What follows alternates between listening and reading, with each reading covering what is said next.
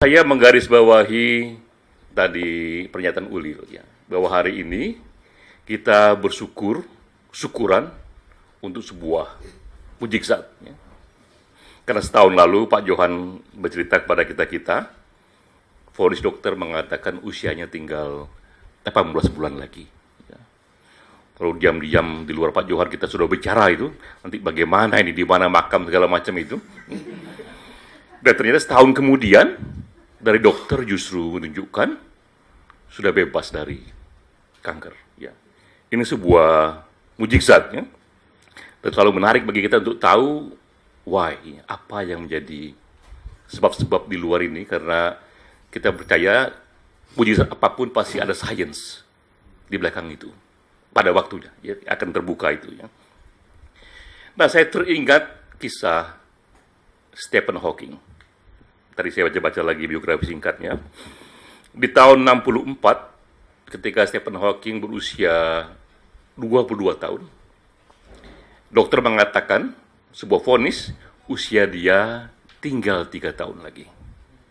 Tinggal 2 atau 3 tahun lagi karena penyakit yang disebut ALS itu yang tak mungkin disembuhkan.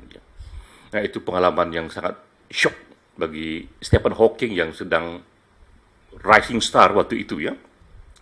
Dan dia melihat sendiri perubahan pada fisiknya sangat signifikan. Di samping vonis dokter juga dia lihat tiba-tiba dia tak bisa jalan. Tiba-tiba tangannya melengkung dan kaku. Dan tiba-tiba dia tidak bisa bicara. Dan praktis akibatnya kemudian dia hanya bisa menggerakkan mata dan otot pipi. Hanya itu menjadi alat komunikasi dia. Jadi itu di tahun 64, 65, 66. Lalu apa yang terjadi kemudian? Kita tahu 32 tahun kemudian, ya, dia membuat buku yang salah satunya menjadi masterpiece, A Brief History of Time. Jadi kita lihat dia bukan saja tidak mati 2 tahun dan 3 tahun setelah vonis itu, tapi dia hidup dan dia membuat satu buku masterpiece. Itu buku yang tak hanya bagus buat mereka yang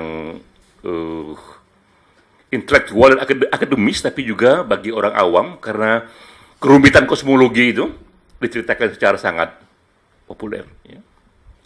Dan sekarang 50 tahun kemudian, kisah dia sendiri menjadi masterpiece, menjadi sebuah film, ya, Theory of Everything, yang menjadi salah satu nominasi film terbaik Oscar. Jadi kita lihat bahwa Pak Johan ada contoh konkret dalam sejarah. Seorang tokoh yang divonis mati, tidak saja dia tidak mati, tapi berakhir pada sebuah karya masterpiece. Nah, saya baca dalam biografi itu, bagaimana mencekamnya Stephen Hawking ketika mendengar vonis itu. Ya.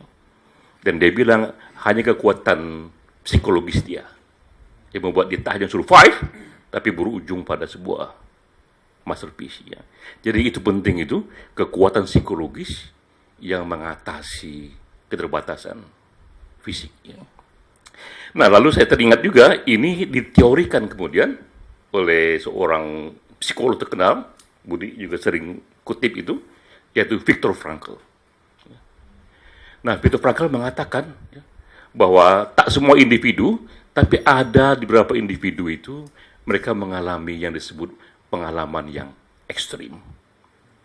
Umumnya orang mengalami pengalaman yang normal-normal saja, tapi beberapa individu dalam pengalaman hidupnya mengalami pengalaman ekstrim, tapi justru karena daya tahan psikologisnya, pengalaman yang ekstrim itu menjadi pintu bagi dia untuk lebih mendalami searching of meaning. Lebih membuat dia terdorong memahami, menghayati hidup yang lebih bermakna, ya, yang ujungnya justru memberikan momentum pada energi yang jauh lebih besar. Ya. Dan ini dipraktekkan sendiri oleh Viktor Frankl. Bagaimana searching of meaning of life ini, itu menjadi cara dia bertahan menghadapi Holocaust. Ya. Jadi Viktor Frankl ini bersama-sama intelektual Yahudi lainnya, itu dia dijebloskan ke dalam Holocaust. Kamp konsentrasi, yang dia saksikan sendiri bagaimana camp itu secara sistematis memang ingin melumpuhkan dan menyiksa orang-orang yang ditahan itu. Namun dia mengatakan ke diri dia harus keluar dari sini hidup-hidup, karena harus ada kesaksian yang dikatakan kepada dunia, dan dia ingin menteorikan bahwa teorinya ini benar. Mereka yang menemukan makna hidup dalam situasi apapun bisa survive, bahkan lebih jauh dari itu. Ya. Nah, ada cerita tuh, bagaimana kadang-kadang itu mereka disajikan makanan, itu ada kepala ikan, tiba-tiba dari kepala ikan itu keluar cacing, ya. Dan banyak teman-teman dia yang nggak tahan itu, sakit, mati. Ya. Tapi dia karena teori dia sendiri, dia bayang-bayang bahwa ini ikan ini luar biasa gurihnya, dia makan dan lahap sekali, berikutnya cari cacingnya itu. Ya. Dan akhirnya dia survive. Ya. Dan dia katakan bahwa mental-mental yang juara adalah mereka yang lebih membentuk dirinya sendiri ketimbang lingkungan membentuk dia. Ya.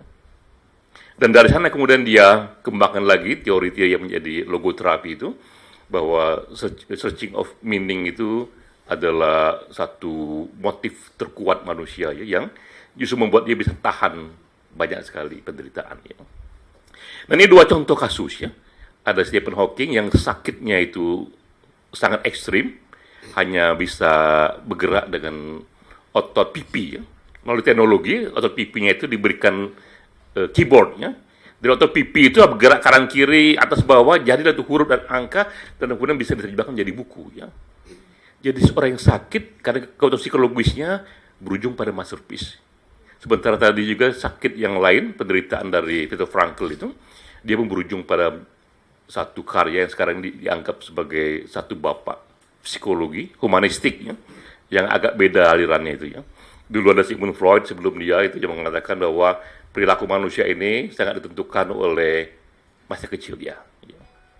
Lalu ada lagi kemudian setelah itu behaviorism. Manusia itu adalah kertas putih, jika lingkungannya merah, dia menjadi merah. Ya. Nah, Viktor Frankl karena pengalaman pribadi mengatakan bahwa manusia itu tak tergantung dari masa kecilnya, tak tergantung dari lingkungannya, karena dia bisa membentuk dirinya sendiri, mengatasi lingkungannya. Ya. Bahkan mengatasi sakitnya, mengatasi fisiknya itu. Ya. Nah, alhamdulillah, saya kira ini juga dicontohkan oleh Pak Johan dengan cara yang berbeda. Tadi kita dengar Pak Johan mengatakan kekuatan doa itu, ya. Jadi Pak Johan mengatakan tadi terus-menerus negosiasi dengan Tuhan ini, ya. Bahkan Tuhan pun diajak tidur juga, dikatakan Tuhan kau katakan bisa sembuh ini, ya. Dan kita lihat hasilnya sebuah keajaiban, ya.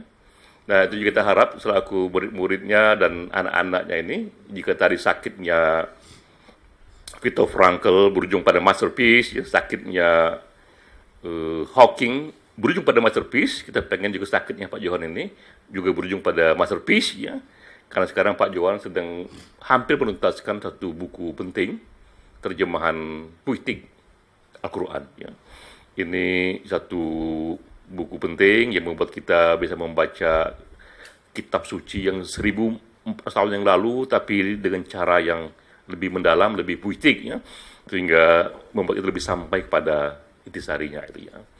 Jadi itu kira Elza dari saya bahwa kita harus optimis pada manusia, ya, bahwa ada kekuatan psikologis yang dahsyat betul pada diri manusia itu, yang itu jika dia daya gunakan, itu bisa membuat orang yang lumpuhnya seperti Stephen Hawking itu, atau orang yang disiksa seperti Viktor Frankl itu, tetap bisa berujung pada karya-karya masterpiece. Ya.